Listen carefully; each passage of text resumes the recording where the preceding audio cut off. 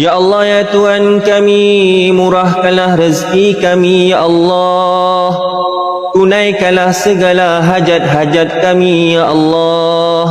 Ya Allah ya Tuhan kami, matikanlah kami di dalam keadaan sempat menyebut la ilaha illallah Muhammadur Rasulullah. Ya Allah ya Tuhan kami, Kau terangilah kubur-kubur kami ya Allah. Ya Allah ya Tuhan kami, Kau haramkanlah kami daripada memasuki api neraka-Mu ya Allah. Ya Allah ya Tuhan kami, Kau ampunkanlah segala dosa-dosa kami ya Allah. Dosa kedua ibu bapa kami ya Allah, dosa guru-guru kami ya Allah, kaum kerabat kami ya Allah.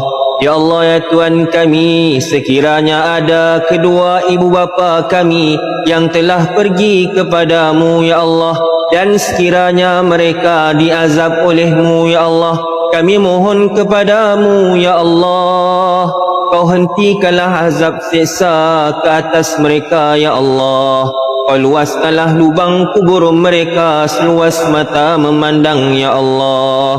Kau jadikanlah lubang kubur mereka daripada tanaman-tanaman syurga ya Allah.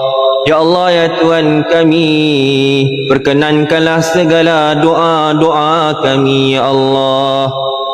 Rabbana atina fid dunya hasanah wa fil akhirati hasanah wa qina adzaban nar wa qina adzaban nar.